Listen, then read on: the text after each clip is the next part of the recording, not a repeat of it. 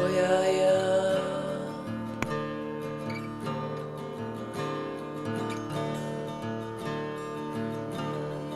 Oh yeah, yeah.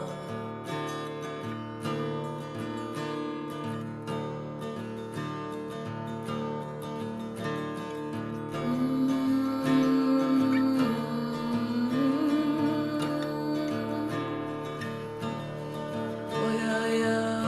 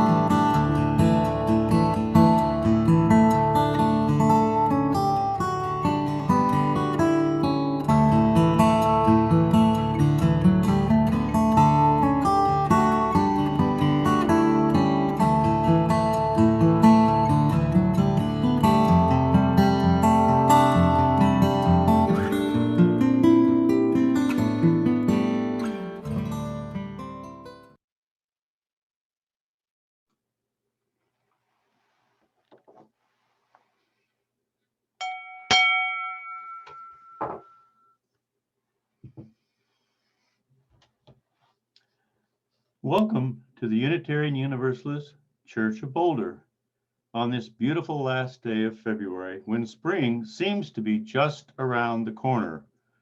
Is nature teasing us?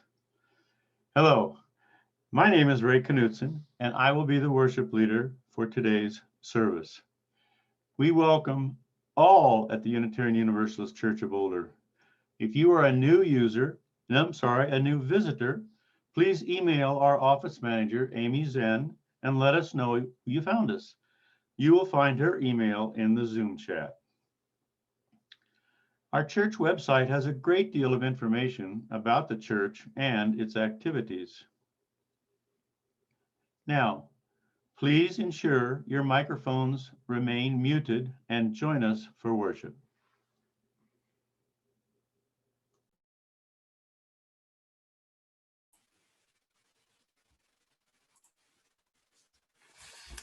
Welcome. Welcome to worship. Welcome to the visitor and the longtime member. Welcome to the comfortable and those who are seeking comfort. Welcome to those who think they have nothing to give. We see you and we value your personhood. Welcome to those who feel outcast from the world, those who are hungry or frightened. May you be nourished and comforted in your time here. Welcome to you who might wonder what more the world has to offer than the evening news and the daily commute, whether that commute is by train to the city or by your slippered feet to your home workspace. Welcome, all of you. Here, there is room for you to grow and learn, to be uncomfortable and emerge into the very best selves that we can be. Welcome to worship.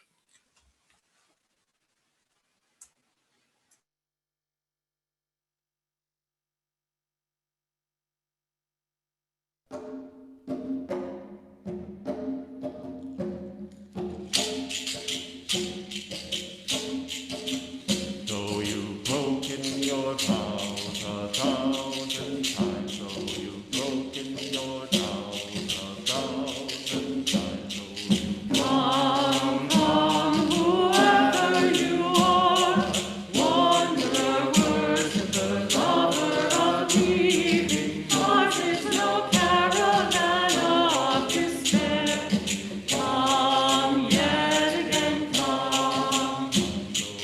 Come, come, whoever you are, wanderer, worshiper, lover of leaving, ours is no caravan of despair.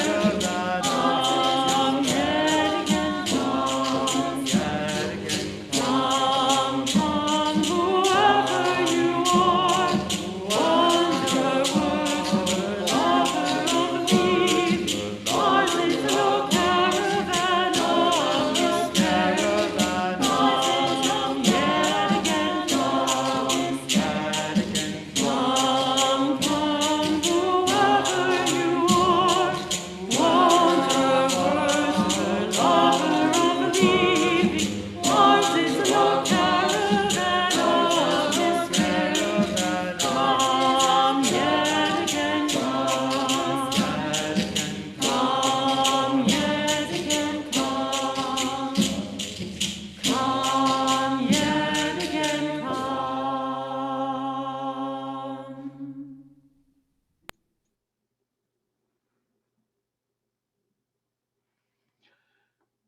If you have a personal chalice or candle near your computer, please get ready to light it. We invite you to type into the chat box where your chalice is lit, the street or neighborhood, or what city, if you're joining us from outside Boulder County. Today's chalice lighter is Michael Dryberg, one of our AV gurus, often behind the scenes, but today offering our chalice lighting. Michael?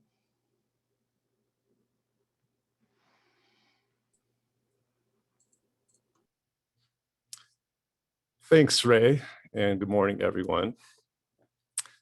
At the age of 11, when I was in the 6th grade, I was in a spelling bee.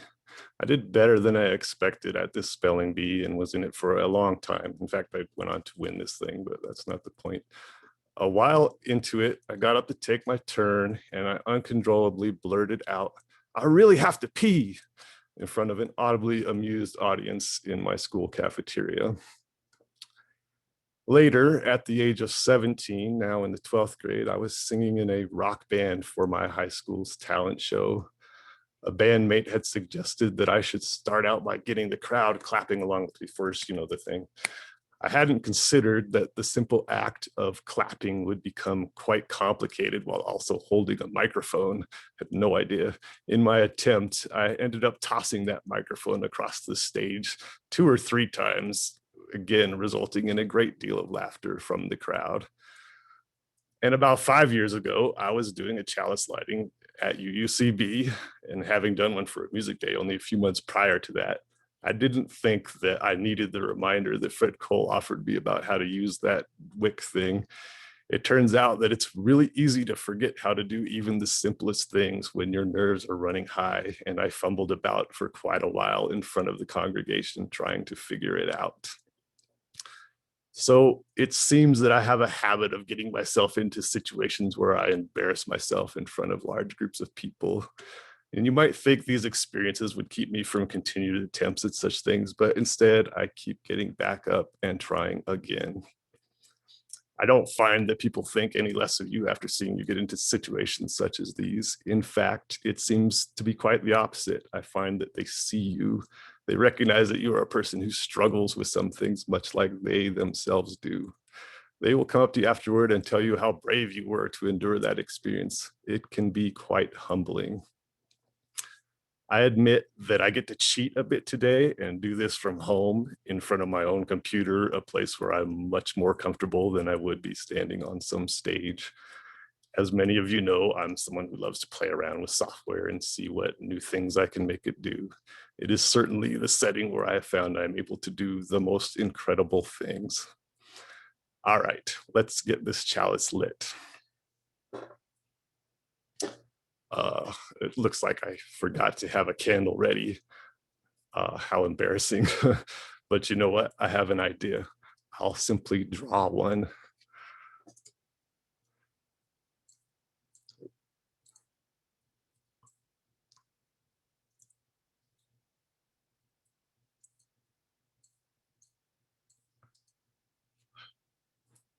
All right, now let's light this chalice. I light this chalice for us all to find the courage within ourselves to keep learning the things that we want to learn in order that we may do the things that we want to do so that we can continue to strive to be that best version of ourselves that we want to be. All right, now we'll light it.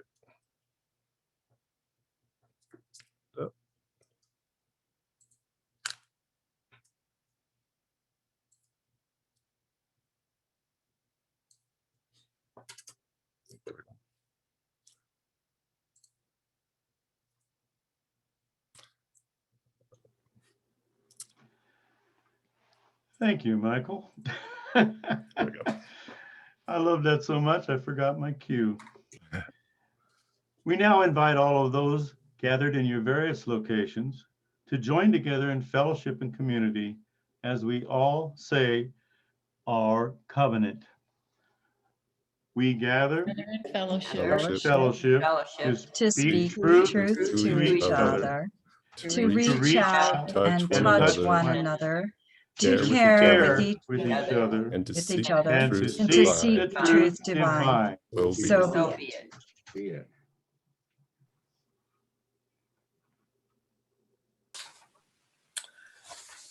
In this deep connection with all of life, let us tune into our own joys and concerns. What is on your mind and in your heart today? In the quiet of your own thoughts, lift up all that weighs on you: grief, worry, pain. Whatever it is, let us hold this and each other in silence.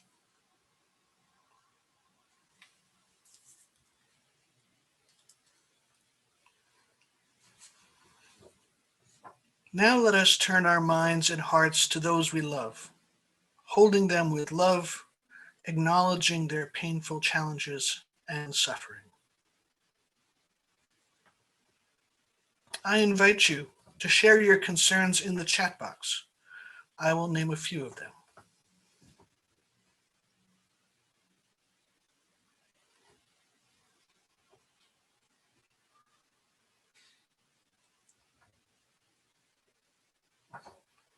Today, in our container of love and care. Let us remember the children who are still kept in cages on our southern border, separate from their families now for time measured in years.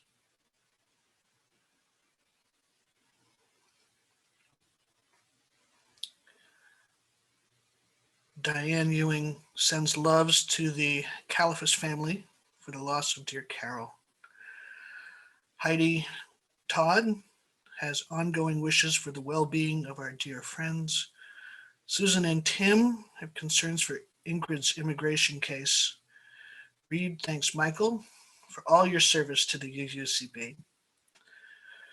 Steve Todd prays for Peter, who is recovering from COVID. Gary and Babs Hurley also hold Carol Caliphus family in their hearts. Janet and Bob are thinking of Bill and Carol, and they miss her. Peter holds in his heart his friend Kathy, who is facing hard choices. And Dorothy is hoping that Ingrid and many others in her situation can be changed for the better.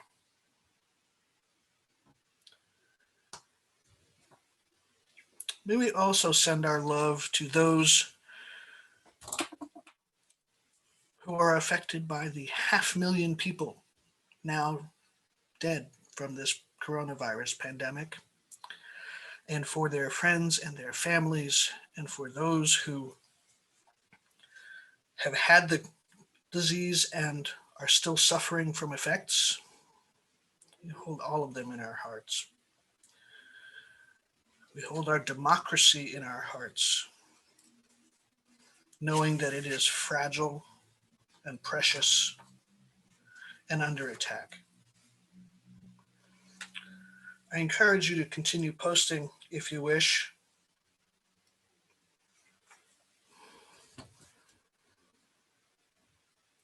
We offer love and witness to those who are suffering. And I want you to bring not to your mind, but to your heart, the things for which you are grateful and bring you joy.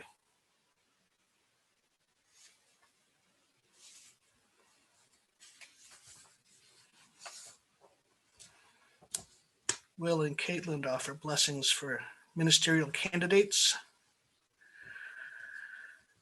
Linda offers concern for Sam, her granddaughter, with COVID and is high risk. Hopefully we'll get antibody treatments today. We will hold that in our prayers, certainly. Grateful for the amazing ministerial search committee. Heidi is grateful for first vaccination. And Carol is grateful that she gets to be in a family bubble with her only son who lives in Boulder.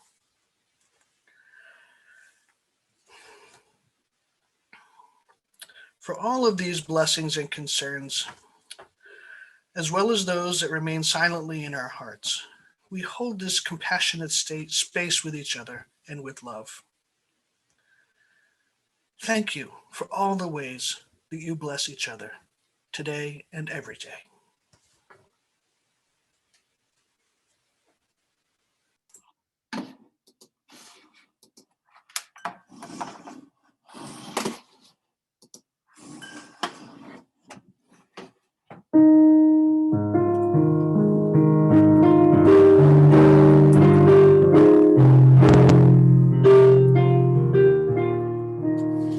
Be ours a religion which like sunshine goes everywhere.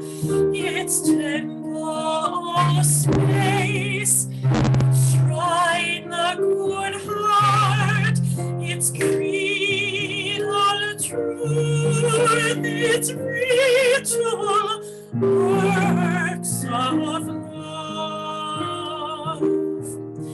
Be ours a religion which like sunshine goes everywhere. Its temple space,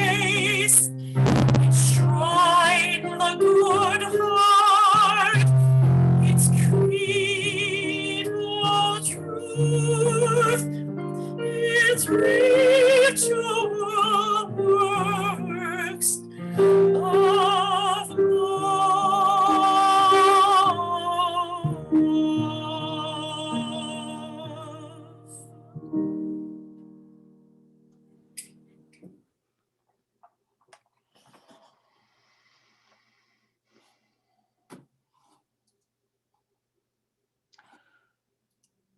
Our reading today comes to us from the website of Martin Luther King Jr. Center for Nonviolent Social Change, an institution established in 1968 by Mrs. Coretta Scott King. This piece is from a narrative statement of the Institute's core principles and values. The beloved community is a term that was first coined in the early days of the 20th century by the philosopher theologian Josiah Royce, who founded the Fellowship of Reconciliation. However, it was Dr. Martin Luther King Jr., also a member of the Fellowship of Reconciliation, who popularized the term and invested it with a deeper meaning which has captured the imagination of people of goodwill all over the world. For Dr. King, the beloved community was not a lofty utopian goal to be confused with the rapturous image of the peaceable kingdom, in which lions and lambs coexist in idyllic harmony. Rather, the beloved community was for him a realistic, achievable goal that could be attained by a critical mass of people committed to and trained in the philosophy and methods of nonviolence. Dr. King's beloved community is a global vision in which all people can share in the wealth of the earth. In the beloved community, poverty, hunger, and homelessness will not be tolerated because international standards of human decency will not allow it. Racism and all forms of discrimination, bigotry, and prejudice will be replaced by an all-inclusive spirit of sisterhood and brotherhood. In the beloved community, international disputes will be resolved by peaceful resolution and reconciliation of adversaries instead of military power. Love and trust will triumph over fear and hatred. Peace with justice will prevail over war and military conflict. Dr. King's beloved community was not devoid of interpersonal, group, or international conflict. Instead, he recognized that conflict was an inevitable part of human experience. But he believed that conflicts could be resolved peacefully and adversaries could be reconciled through a mutual, determined commitment to non-violence. No conflict, he believed, needed to erupt in violence. And all conflicts in the beloved community should end with reconciliation of adversaries cooperating together in a spirit of friendship and goodwill. Thank you.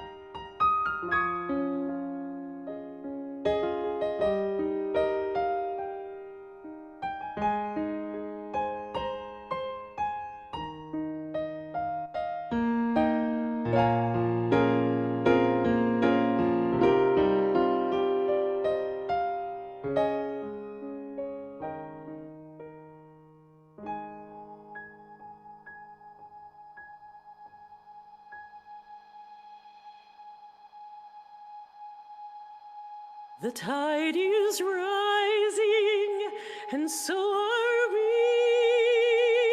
The tide is rising, and so are we. The tide is rising, and so are we. This is where we are called to be. This is where we are called to be.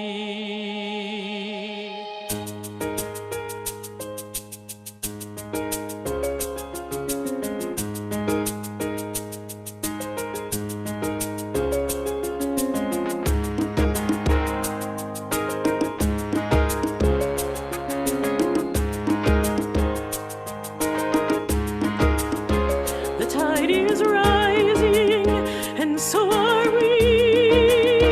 The tide is rising, and so are we.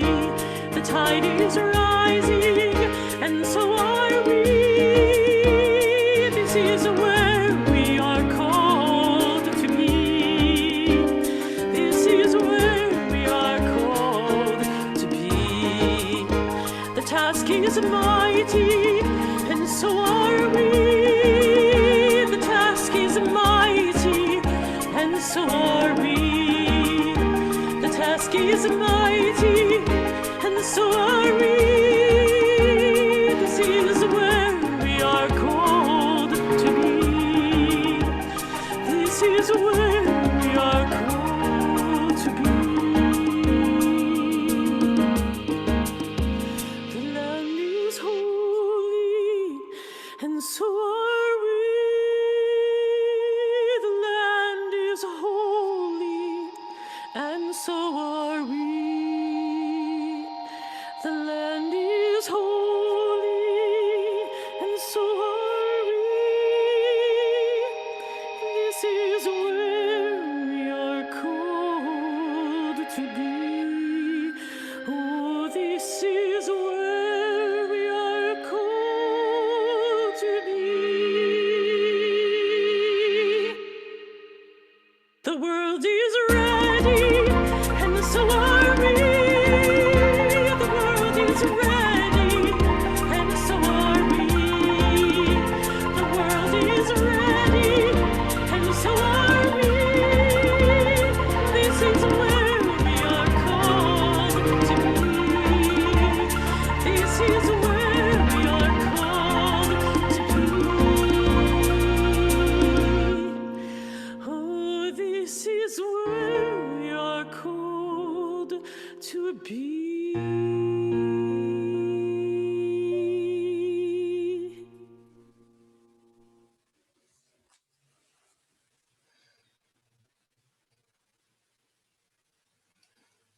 Greetings, Boulder, Colorado, and thank you for granting me space in your pulpit today.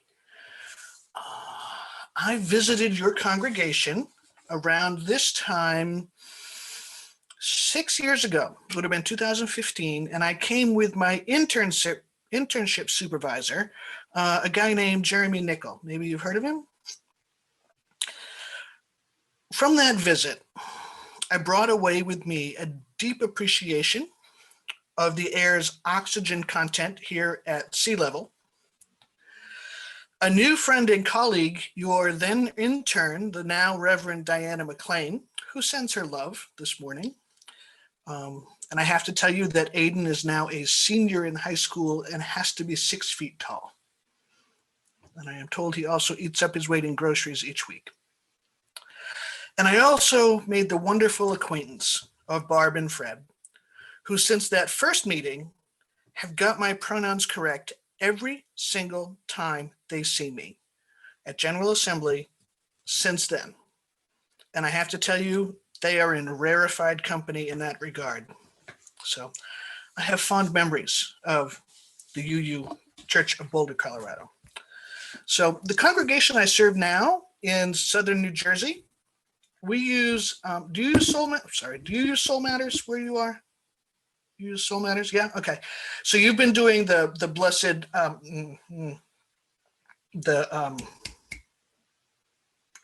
My brain just went right out the window. Beloved community. There we are. You've been doing beloved community in February. And we have too, and we've been working with that and with Black History Month and trying to connect the two of them.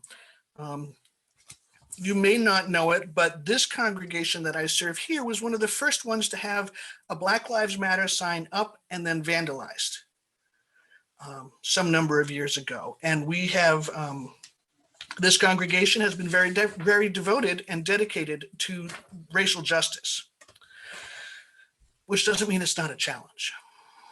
So Dr. King understood beloved community as more than this elusive utopian existence. He understood that there would be disagreements and conflicts.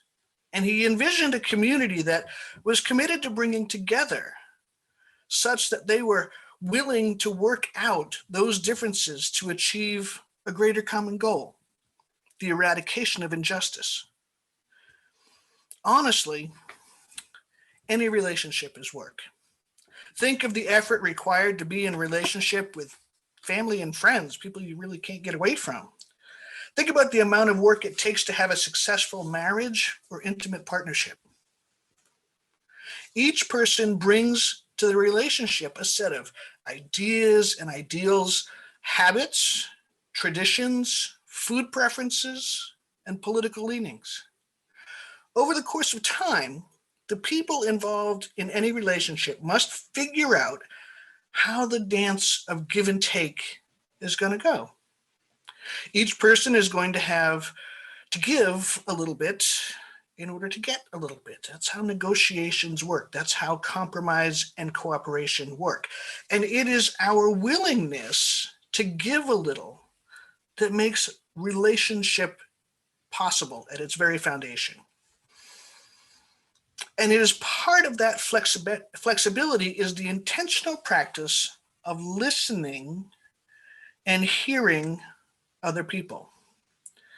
Now, it might seem too obvious. It might seem that you really don't need to comment on communication as such a basic and unnecessary thing to mention, but I have to tell you, communication is more complicated and more fraught than we might like to think. Communication, and I mean real communication about feelings, not just the weather or the ball game, fears and hopes. That kind of communication requires courage and selflessness and compassion. Real communication requires one party to be capable and willing to hear and another party to be capable and willing to speak their truth honestly. Now, hearing uncomfortable things is, well, uncomfortable, right? I don't know anyone who likes to hear uncomfortable things. And yet, if we want to be in community, to be committed to a relationship based in equity, compassion, and justice, to be in covenant, we need to be able to hear things that make us uncomfortable. We need to be willing to be wrong and to change. We need to be willing to give a little ground.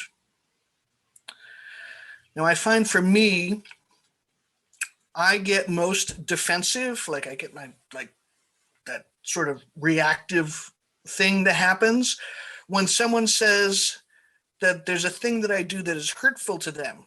And it never occurred to me that that thing could ever be hurtful, right? My brain automatically sort of responds with the, what the hell? Whoever got offended by that? What new rule did I break now? I didn't even know that was a rule, right? I mean, that's where my brain goes. As though I am the one being offended, right?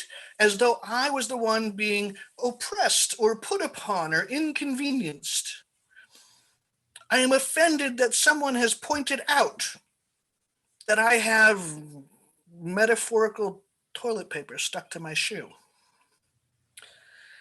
as though it's their fault that I hurt them. Now, I like to think that I am a good and kind person. Perhaps you feel the same way about yourself, that you believe yourself to be good and kind. Still, We don't know what we don't know, you know? And to be in relationship, that means we must be willing to be wrong and to learn and to apologize and to change. I've been reading this week a book called Faith Without Certainty.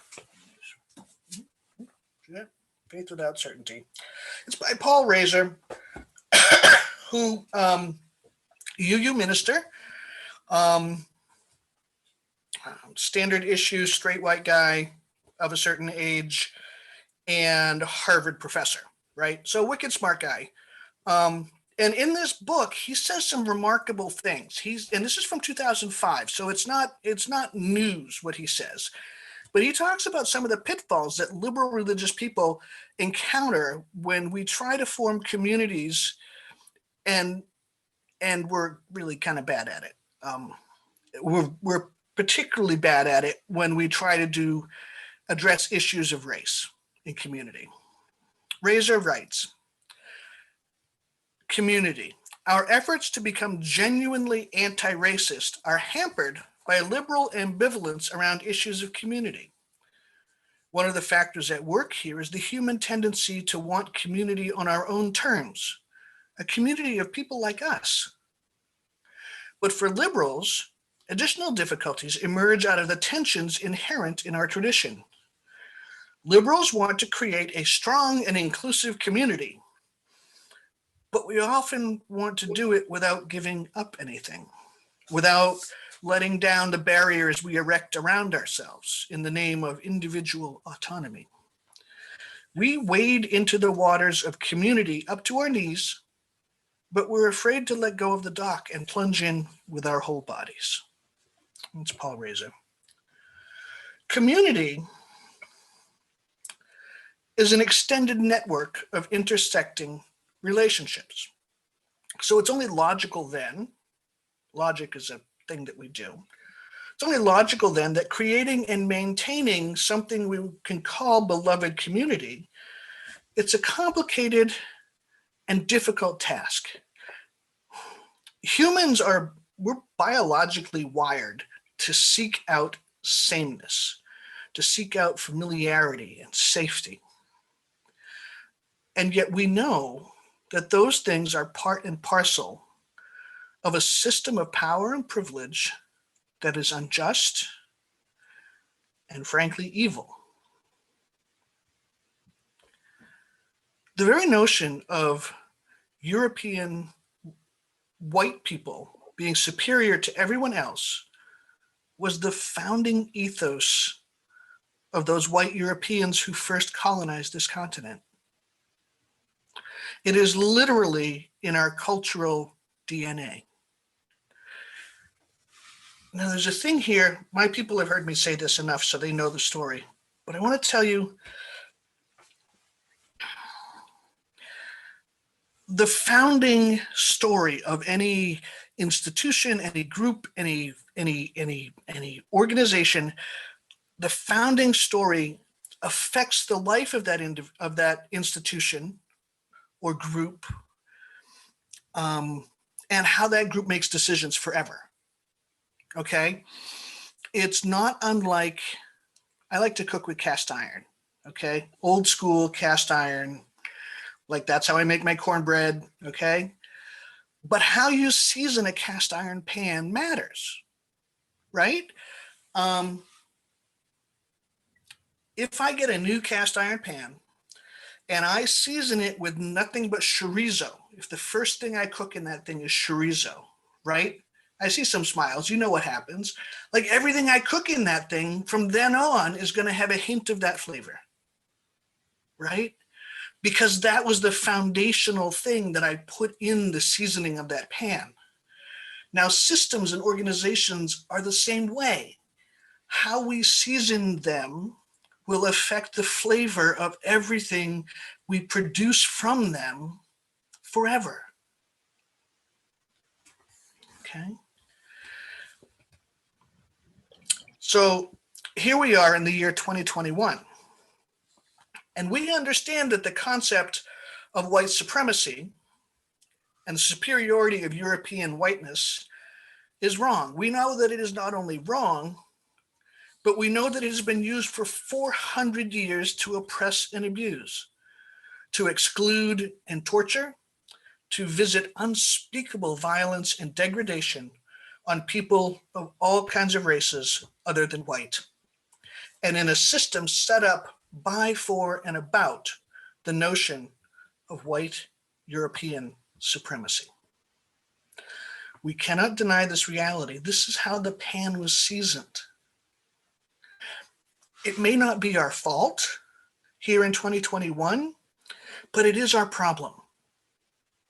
It is ours to fix and address. So as we examine this history and how it still benefits white people and oppresses everyone else, like that's still there, we must move beyond our reflexive defenses and be willing to get vulnerable. One of the things that liberals do to keep ourselves at a comfortable distance from this uncomfortable issue is that we default to the theoretical and the rational. We get super uptight when faced with something that makes us uncomfortable. We resort to structure and rules, to philosophy and abstractions. We really like Robert's Rules of Order that keep us from actually engaging in passion and feelings. We want to be away from any emotional pain associated with our own complicity in the continuing injustice. Paul Razor explains how this hamstrings us in this way, and this paragraph just jumped out and bit me. He writes, "Our deep-seated fear of community, when combined with our tendency towards formalism and abstraction, leads to a fear of otherness that we have barely begun to recognize and address. Fear of the other manifests itself in such liberal ideals as autonomy, self-reliance, and the like, and prevents us from seeing that we are truly social selves. Liberal and political social theory, too often echoed in liberal religion, tends to protect the individual from the community, from true engagement with the other." It's me again. So as liberals, we like to spend a lot of time in our brains. You know, it's safer there. I mean, mostly, right? We don't have to fully engage with the messy emotions and passions and physical expressions of anything. I tend to preach about this on Valentine's Day as well, and the toxic legacies of shame left to us by both St. Augustine of Hippo and our dear Unitarian William Ellery Channing. Razor writes, "We liberals are often better at formality and abstraction than at getting our hands dirty and our feet moving.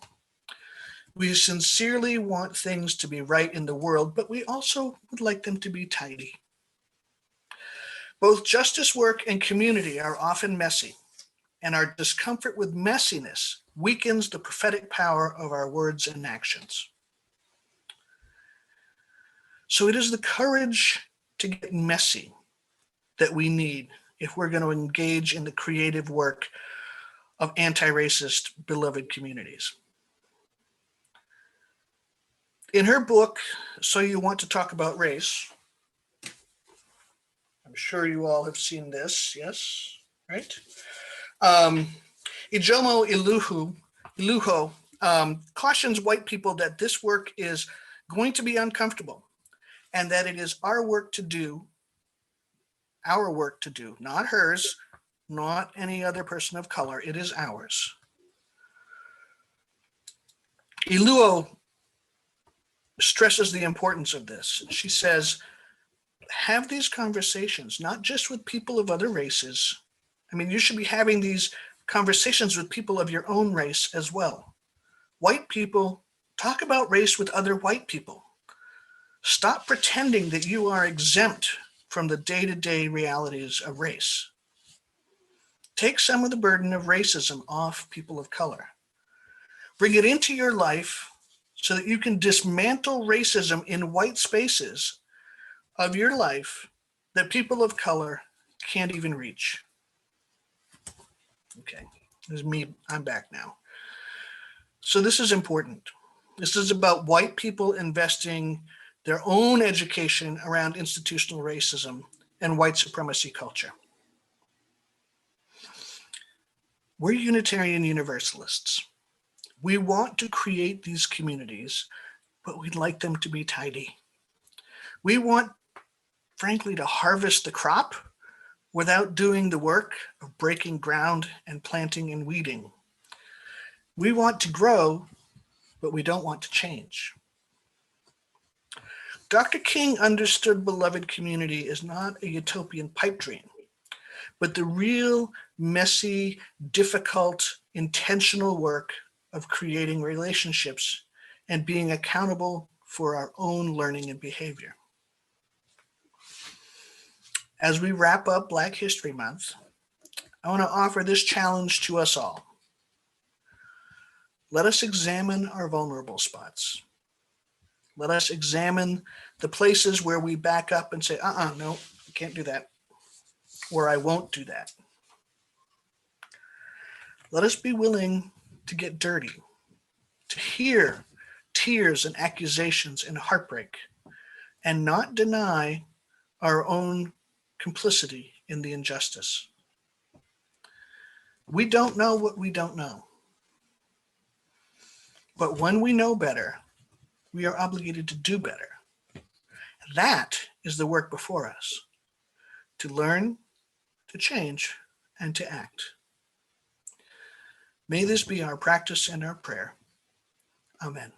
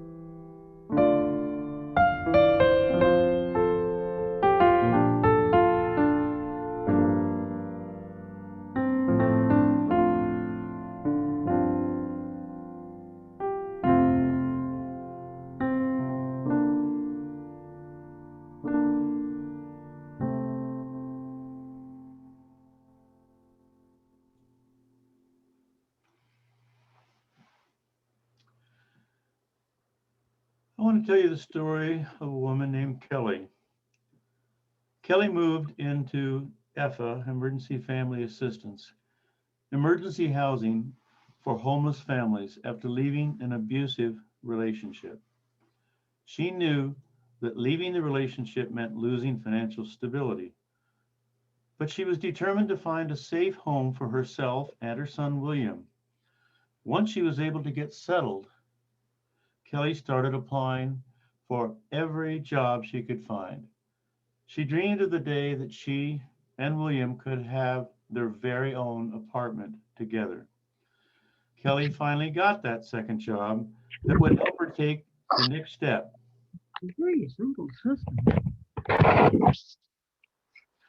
But then the pandemic caused Kelly to lose, both of her jobs. And just like that, she began to lose hope. Kelly was able to apply to EFA's transitional housing program, which will provide her with a stable home and peace of mind for up to 2 years. When she heard she was accepted into the program, Kelly couldn't stop crying. Thanks to your generosity, she has hope again. You can make a donation now using the link posted in your chat, by sending a check to UUCB, or by scanning the QR code on the next slide with your mobile phone. Please be as generous as you can. We will now receive the offering.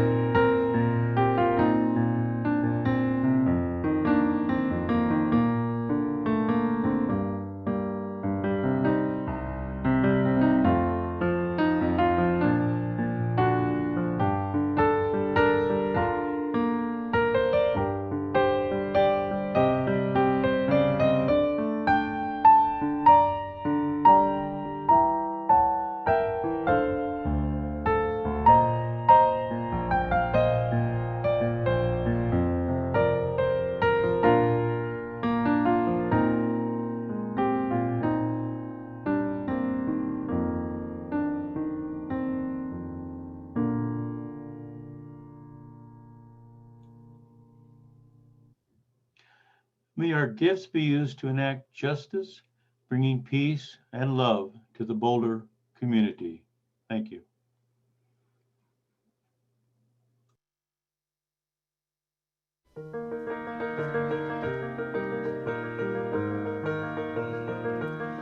From the light of days remembered burns a beacon bright and clear, guiding hands and hearts and spirits into faith set free from fear. When the fire of commitment sets our mind and soul ablaze, when our hunger and our passion need to call us on our way, when we live with deep assurance of the faith that burns within, then our promise finds fulfillment and our future can begin.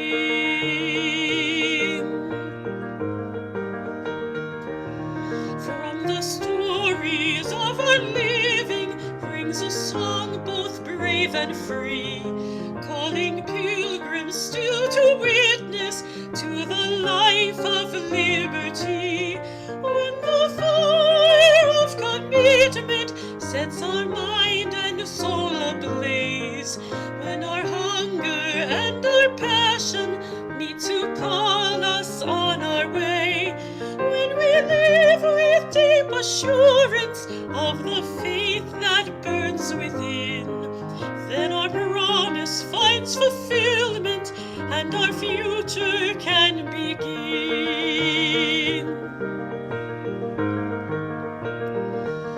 From the dreams of youthful vision comes a new prophetic voice, which demands a deeper justice built by our courageous choice. When the fire of commitment sets our mind and soul ablaze, when our hunger and our passion meet to call us on our way, when we live with deep assurance of the faith that burns within, then our promise finds fulfillment and our future can begin.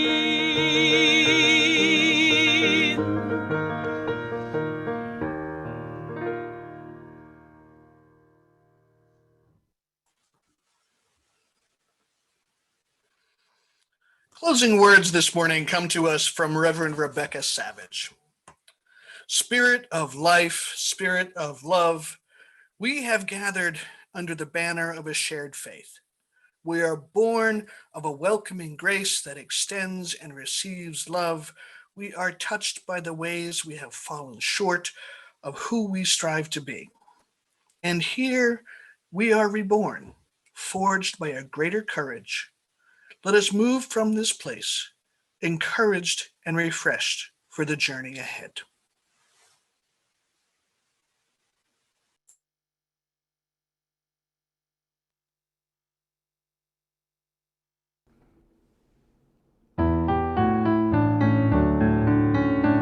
Go your way in peace, wander as you may.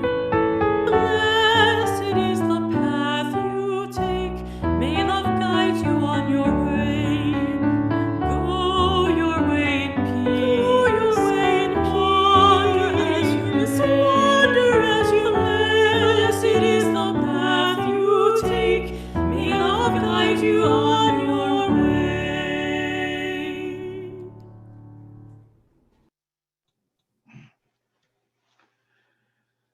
Thank you. We invite you to stay with us in our Zoom rooms for a time of online fellowship and discussion. Barb and Fred are here to tell us, I hope, how this is going to work. Yeah, we're here. There you are.